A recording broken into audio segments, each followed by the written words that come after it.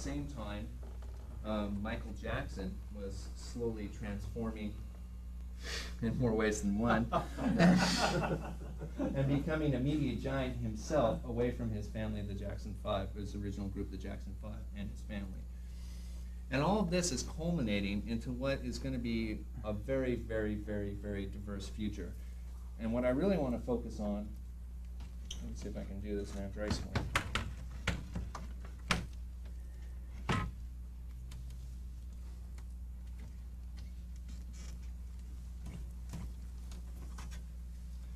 Is the 1990s and beyond.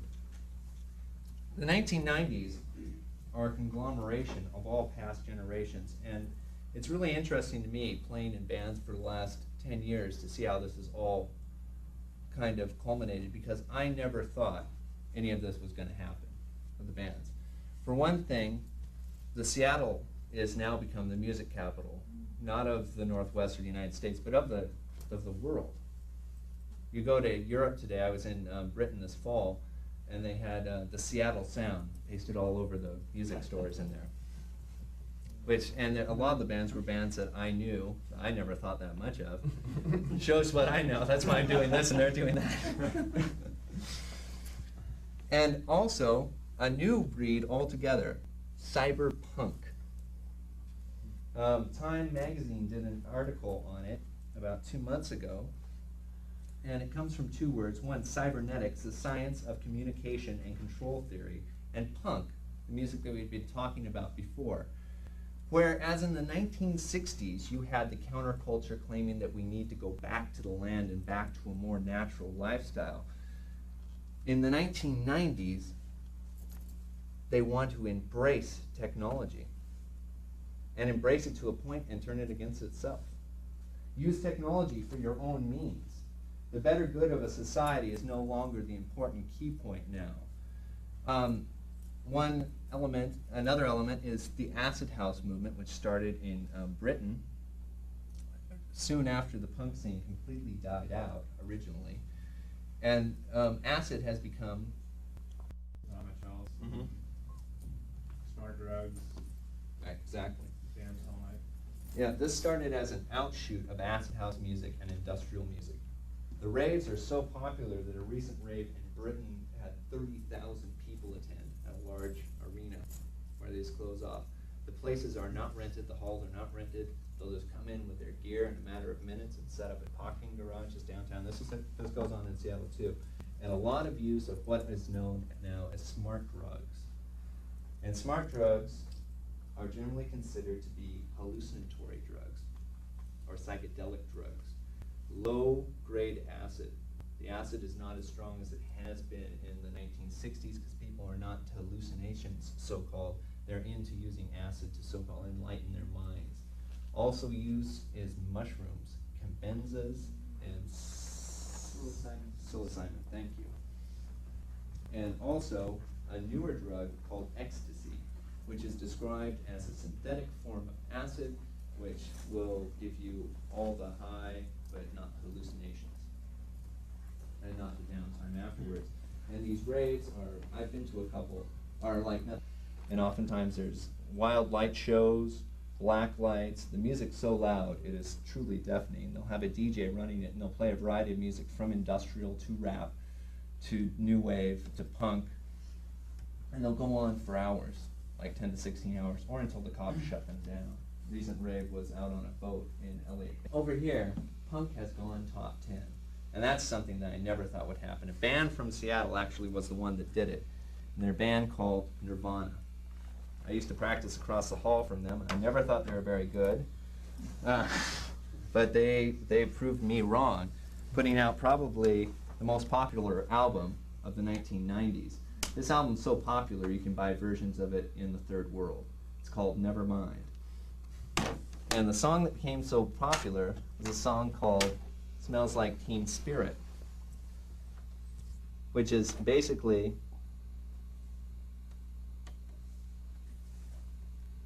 a description of what it's like to do a show in Seattle. This music is a combination of punk, it's a combination of hard rock, and there's definitely a heavy metal influence.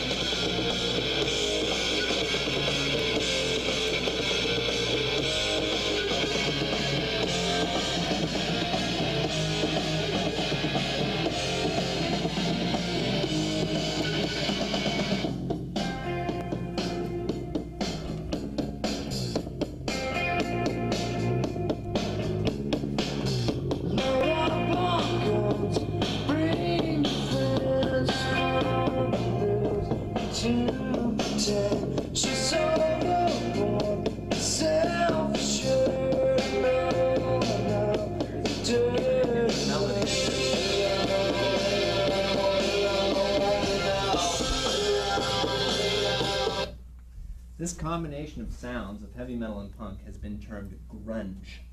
And you can see how it gets at. It's got a heavy, very textured feel, and oftentimes will slip into melody by mistake or by accident. Another part of the cyberpunk movement, which is really, really wild, is virtual reality. Is anyone familiar with virtual reality?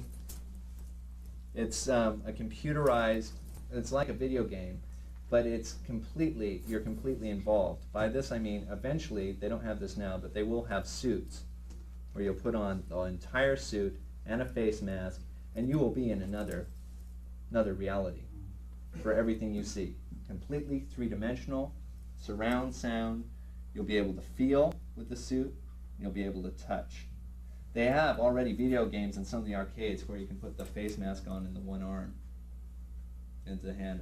I can't remember the name of the game now, but I've only experienced it once, and it's quite amazing. And what this is going to lead to, I think, is interactive rock music videos. As TV becomes an interactive media, which they say will happen by about the year 1996, I think interactive rock videos could very well be a possible reality. Also, a part of this is industrial music, which is basically a form of high-tech, computerized punk rock music that revolves around use of found sounds, and by found sounds I mean sampled sounds. Most of the high-tech keyboard systems and computer systems now that are used for music will have the ability to sample a sound. You can talk into it, and you can play that anywhere on the keyboard. And that is used in the creation of a lot of this music and a lot of the recordings and overdubs.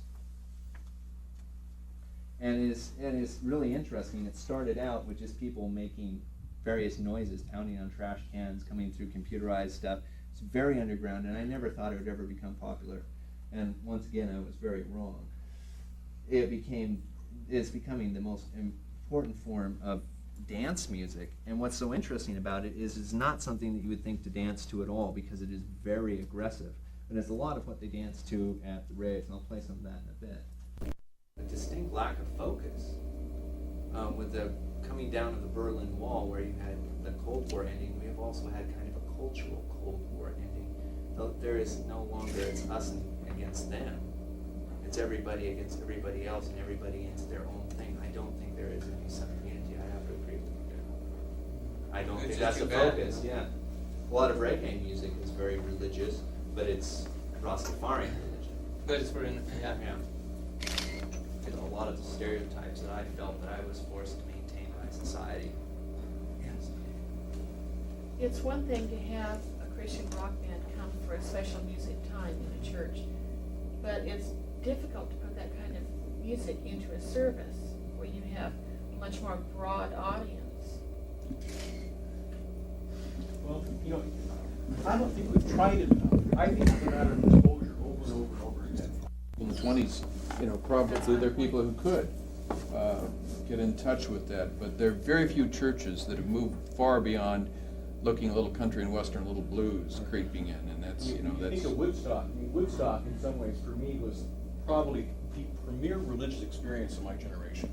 Mm-hmm. I mean, it was a religious and spiritual counterculture experience. And it remained that for a long time. I mean, that's part of the revivalism now in this country. It's an icon of pop culture. That's It's right. Woodstock. I've met at least 500,000 people that said they were there. But to think about rock music in churches, I think you look at Elvis Presley. He used to go listen to Pentecostal churches to get ideas for music. You don't hear many secular musicians going back to churches today. Just another minute or two, and then we'll need break. Any other questions? I'd just like to say that I've been to a lot of workshops this year, but this has been the most helpful workshop for me. Well, thank you very that I've much. been to. Thank you. Outstanding.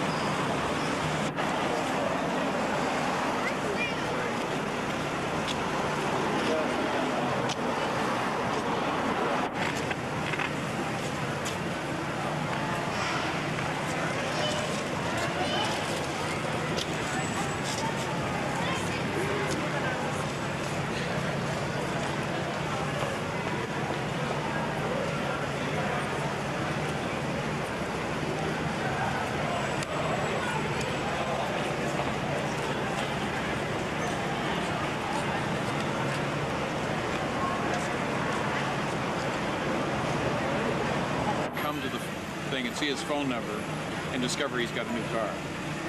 Oh. It's a Oh, it's a gag. It's a gag, yes. Okay. And we're going to see how long it takes him to decode it, you know, once he sees his phone number there. Because he loves old cars, he has That's a no neat knowledge. trick. He knows no That's knowledge. his father and the grandfather, and he's a sneaky bastard. I'll say.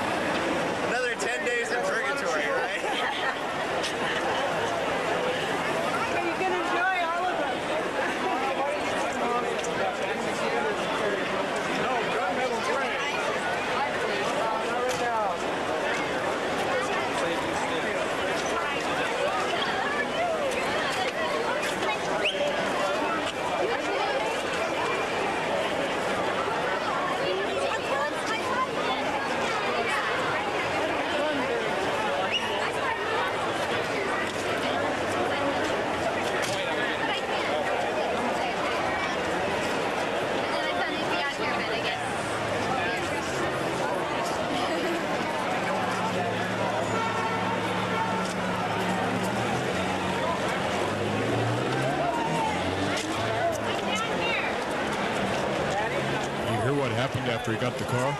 No, what happened? He turned 25. 25? You gotta be kidding. He doesn't look any more than 23 or 24 on the tape. No, man, I'm telling you, 25, quarter of a century. Man, how's he doing? Well, last I heard he's in a convalescence center trying to get over it. They just keep playing this music over and over, and he seems to be in recovery mode. We gotta pray for the guy.